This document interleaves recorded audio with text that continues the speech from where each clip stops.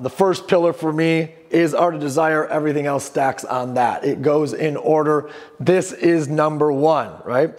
And we talked about you got to dream big, you got to extend your why, turn those into goals. Goals are the measurement and the timeline of your dreams, right? Take those into 10 years, take those into 3 years, take those into 1 year. And then, however, take them into 90 days, whatever it may be. A goal is what you want, right? That's what you want. And then we add habits to it. Habit is your daily activity model. You got to have the right habits and the right amount of the right habits.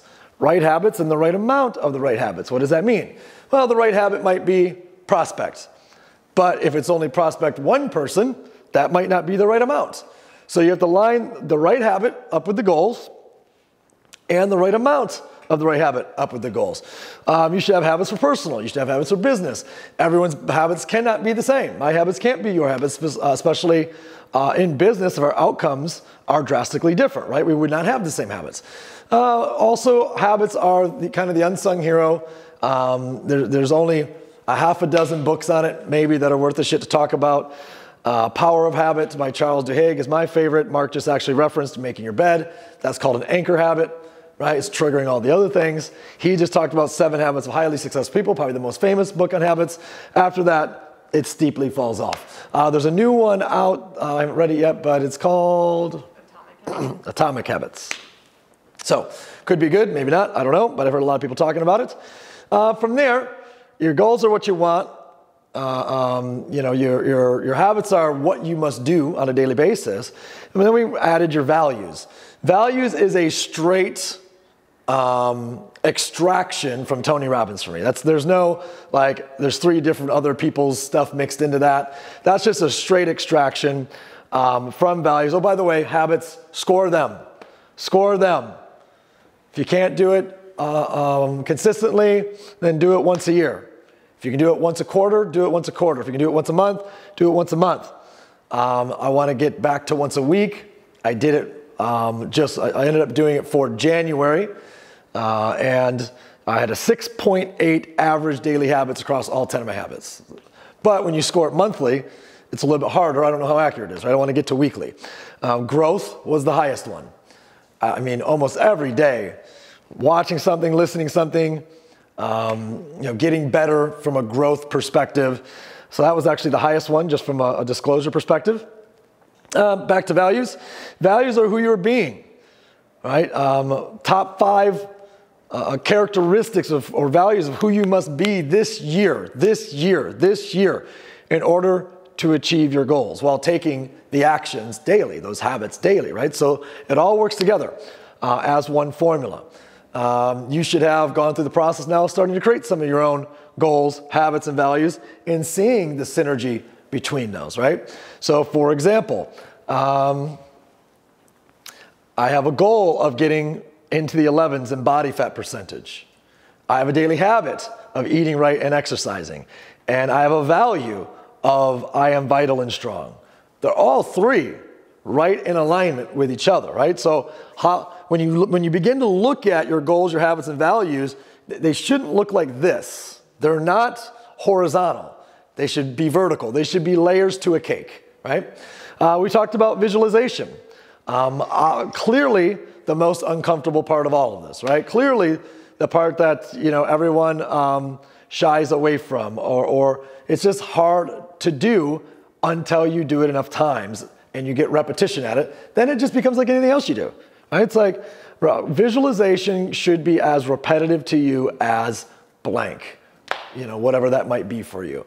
Add emotion, add music. Well, emotion's next, but add emotion, add music. There's different ways you can do it. Find a steady spot that that's your spot. Visualize your dreams, visualize your goals very specifically. Control the dialogue. We also I had a couple conversations this week where a couple of you guys said the same thing, which is, hey, I'm having hard controlling my visualization. I said, well, is it that you're starting to visualize and then you're like, oh, wait, what am I supposed to be making the kids for dinner? Or are you starting to visualize and associating topics are popping in your brain? And then I had one person say one and one person say the other. But it was actually Jessica and I talked yesterday. She's like, for example, I'm trying to visualize about taking my mom to Germany, and then all of a sudden I'm like, oh, I got to get a tour guide. I'm like, perfect, it's working. That's not wrong. It's telling you the answers, right? It's like you are thinking about what you want to do as if it's already done, and your brain is kicking back strategies. You got to do this. You got to do this. You got to do this. So pay attention to that, because those are actually answers. Or if like you're visualizing and all of a sudden a person pops in your mind, that to me you should not take that lightly. You should not, lightly. You shouldn't take that lightly. Emotion. Emotion, when combined with visualization, has a multiplying effect and impact, but also just controlling your state of emotion and understanding what your triggers are and how to get back on track at any moment. What movement, what breath, what song? Is it a big issue? Great. Do you need to take a walk? Do you need to take a shower? Do you need to, is it a major crisis? Do you need to take a day? Right? What are the things? Right? But you can't have a bad year. A bad year is because you can't control your emotion, you don't know your triggers, right? I'm an extremely emotional person, but I have the ability to have bad moments as opposed to bad hours or bad days or whatever. It's about self-awareness to get yourself back on track and get your state of emotion so that it's helping you and not hurting you. And it's different for all of us. So I can't give you one solid answer. But I can tell you, anything you've ever done in your life in the past, there's things you did physically, there's things you said to yourself, there's things that there's breath work that you did, whether you know it or not, you just got to analyze yourself. Before a game, or before a serve, or before a play, or before a fill in the blank. So this set of things equals, your life. And I said that the go-to for the kind of the tip of all the information is Law of Success by Napoleon Hill. Narrowed down is Think and Grow Rich. If you've read Think and Grow Rich recently, take on Law of Success. Good luck. It's a heavy one. If you haven't read Think and Grow Rich recently, pop it in. Give it a go. You're going to see that it all boils down to a formula, which is goals, strategies, action. Don't quit. Change strategy. Take more action. Don't quit. And it might not even be change strategy. It might just be you didn't take enough action yet. Don't quit. Take more action. Don't quit. Take more action. Don't quit. Shift strategy. Take more action. And it's not give up on the dream. It's not reduce the Z. It's not forget about what you want. It's not throw away, your life path because it's not working, quote unquote. You're not winning yet, quote unquote. You're not getting the results. So the last part, of the formula is don't fucking quit. That's the last part of the formula. Right? Before we can go on to the next section, it's like you can't quit. Just because it's not working, just because you're visualizing and you're not rich yet, or you got your dream slideshow and it's playing, but you don't have your dreams achieved yet, or you got your goal cards, but you're not accomplishing your goals yet, or, right? You can't quit. Winners are not those who fail. They're just those who never quit. Thomas Edison, when you've exhausted all possibilities, remember this, you have not. Just because you think you have not. Here's a little poem from Think and Grow Rich. When things go wrong, as they sometimes will, when the road you're trudging seems uphill, when funds are low and debts are high, and you want to smile but you have to sigh, when care is pressing you down a bit, rest if you must, but don't you quit. Life is strange with its twists and turns, as every one of us sometimes learns. And many a failure turns about when he might have won if he'd stuck it out. Don't give up, though the pace seems slow. You may succeed with another blow. Often the goal is nearer than it seems to a faint and faltering man. Often the struggler has given up when he might have captured the victor's cup. And when he learned too late, when the night slipped down, how close he was to the golden crown. Success is failure turned inside out. What a great line. Success is failure turned inside out. The silver tint of clouds of doubt. And you never can tell how close you are. It may be near when it seems afar. So stick to the fight when your heart is hit. It's when things seem worse that you mustn't quit. 3 Feet from Gold is probably the most known story of Think and Grow Rich. The person that gave up everything to go be dig for gold, and they spent, I don't remember off the top of my head, months or years or whatever, and they gave up. Someone else came in, took over their mine. The person who quit was 3 feet from that, at the time, one of the largest gold mines ever discovered. Right, so when you hear different speakers, different people reference, it's aging out now. It's almost 100 years old. That book is almost 100 years old. When you hear somebody talk about 3 feet from gold, that's what they're referencing, right? It's like, you're fucking 3 feet away from almost the largest, one of the largest gold mines of all time, or veins of gold of all time. So here's some failures for y'all. I just thought I'd quote some failures. How about James? Actually, I'll tell the story. 5,126 failed prototypes over 15 years. 5,126 failed prototypes, over 15 years, which is now a net worth of $4.5 billion. Best-selling bagless vacuum cleaners, Sir James Dyson. Anybody own a Dyson vacuum? I got one. They're great. 5,100 failed prototypes. Guys, 5,100 failures is a fucking lot, right? Like, that's over 15 years. And that's not like a tinkering. That's a full prototype. That means he changed the prototype 5,000 times over 15 years. No way. All right, how about this guy? Fired by his newspaper editor because he lacked imagination and had no good ideas. Was also turned down 302 times to finally get financing for his dream. Anybody know who I'm talking about? Fired for lacking imagination and having no good ideas. Who was, say it? Disney. Oh. Disney.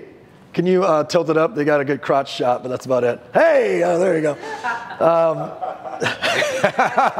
Mark's like, I just keep seeing Mark go like this in the screen. Okay, how about this person? Age 22 was fired from her job for being unfit for TV. Was then terminated as a co-anchor of a weekday news show, I'm trying not to give it away, for having extremely low ratings. Then went on to be the richest female in the world. Oprah. Oh, by the way, was raised by a 16-year-old mother, was raped as a 12-year-old, abused, et cetera, et cetera, et cetera. Okay? How about this person? Got rejected from film school 3 times. Eventually, the one that he wanted, eventually went to a much lower one, a film school, which he dropped out of. 25 years later, he went back just to finally complete and earn his bachelor's, but was rejected from film school 3 times. Steven Spielberg. Steven Spielberg. Could you imagine you're like Steven fucking Spielberg and the film school's like, nah, you're not good enough, kid. You're not good enough, kid. You're not good enough, kid. Was fired from his first 2 jobs for being non-productive. Made 1,000 unsuccessful attempts at inventing the blank. This is misquoted a lot of times at 10,000, but it's only 1,000 times. He successfully failed at making a major invention and was fired from his first 2 jobs. Any idea? Anyone have any light bulbs going off? Thomas Edison. Thomas Edison. This gentleman was selling food during the Great Depression outside of his gas station because nobody could afford gas anymore. He didn't have any licenses to open a restaurant or any money, so he sold a certain type of food on the street corner to people that were walking by and driving by. Eventually, got rejected 1,009 times for his famous recipe. Colonel Sanders. Colonel Sanders rejected 1,009 times for his famous recipe, trying to turn it into a franchise. In his 50s. In his 50s, maybe 60s. KFC. Exactly. I don't want to hear anything about, well, Spielberg was a high school kid and Oprah got rejected in her 20s. He got rejected 1,009 times before somebody took on the famous recipe in his 50s or 60s. Thomas Edison was in his 60s. Oh, here's one. This guy is an epic failure. You ready for this epic failure? I'll end with him in a second. This woman battled depression, got a divorce, was on welfare, couldn't feed her child, couldn't afford to make copies of her famous first book, so would type individual copies of it herself. J.K. Rowling, which is also the author of all of the Harry Potter books. Billionaire. Billionaire. Welfare to billionaire. How many times would you retype a 500-page book? Approximately, because you can't afford photocopies. Twice. Okay, how about this guy? Lost his job in 32. I'm just going to use 32. Defeated for state legislature same year. Company went out of business the next year. Girlfriend or wife died the following year. Had a nervous breakdown the following year. Defeated for speaker 2 years later. Defeated for nomination for Congress 5 years later. Finally elected to Congress. Lost renomination 2 years later.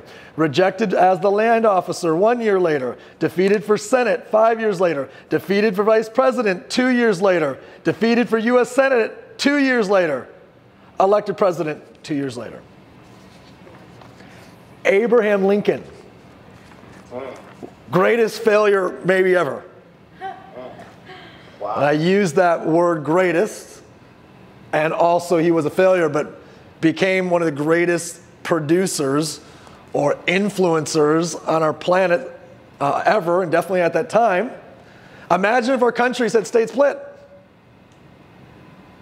What happens to the world if our country stays split?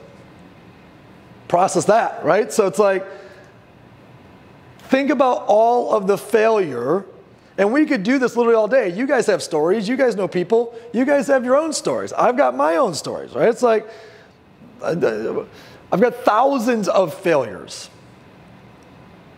So my question to you is, are you going to reduce your Z? Are you going to lower your goals? Are you going to let it, are you going to let it lower your emotion? Are you going to let it falter your focus? Are you going to let it slow down your drive for it because it's not working? Because you're not winning? Because you're not winning as fast as you wanted to? Because you're not winning as big as you wanted to? Right? This might not apply to any of you right now in this moment, but it might apply to you a year from now. It might apply to you 2 years from now. And the formula of Art of Desire is, yeah, you gotta have big dreams and goals. And you gotta have habits that you execute every day that match. And you better be the right person with your values. And you better see it happen every single day with emotion, and understand how to get your ass back on track. And you better not quit. Because if you think that formula is going to lead to immediate and never-ending success, you're wrong. But it will lead to success. Because there is no formula for immediate and never-ending success without conflict, without friction. So in my mind, I can tell you that that's a formula for me for never-ending success, but not without conflict and friction and battles and failures and pain, lots of it. The greater the dream, the greater the goal, the more sacrifice, the more pain, the more failure. They go hand in hand. In closing. Oh, sorry. Why do people quit? I went into my clothes, I've missed the slide. What is it that triggers people to quit? Is it you're too cool? Right? It's like, okay, I don't want to chase that one because the Joneses, man, like the Joneses.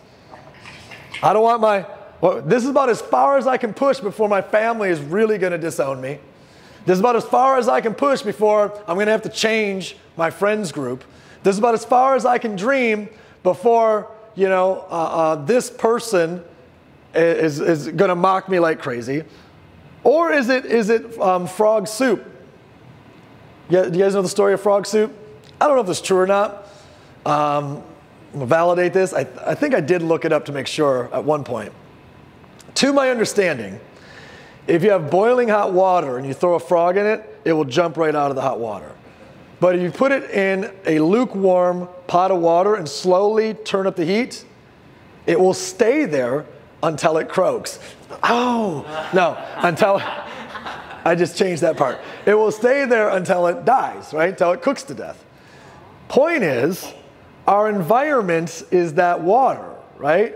And if mediocrity is slowly just being turned up around us, before we know it, the mediocre environment has lowered our dreams. The mediocre environment has lowered our goals. The mediocre environment has changed our actions, right? So maybe that's why you quit. You just didn't even knew that you quit. You thought you hadn't quit yet, but you had already quit. It's because you're afraid of missing out. Some people quit because they have so much FOMO, right? I'm going to miss out on this, I'm going to miss out on that. Are you afraid of realizing your potential? You're afraid of what your power really is. You're afraid that you can't do it again. You've done it once, you can't do it again.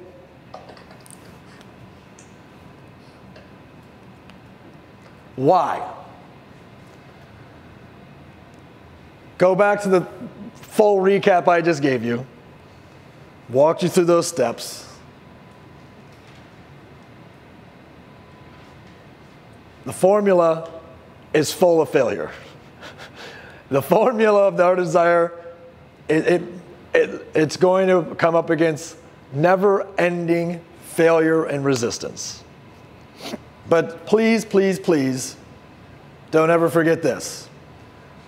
Do you remember the guy or the girl who gave up? Neither does anybody else.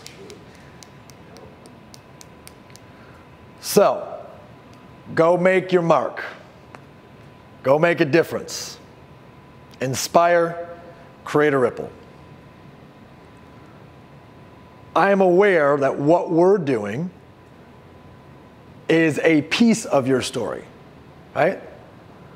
I'm here to help you dial in what your dream is, improve certain little pieces or parts of you and your capacity or mindset that you need in order to go do that. And us working together for the time frame that we do, we're going to have a bunch of fun, we're going to make a bunch of money, we're going to make a difference, we're going to make an impact through philanthropy, and it's going to be something you'll look back on and go on, what an amazing 3 years, or what a kick-ass 2 years, or whatever your time frame is. And I hope that I get a message from you 10 years from now or 12 years from now if you'd gone on a different path and it's just like, hey, I'll never forget those 26 months or those 28 months were the most impactful on my journey. That's what Catalyst, when you think of what the Catalyst group is created for, it is for that. So don't be the person that nobody else remembers. Deal? Deal. All right, let's go kick ass.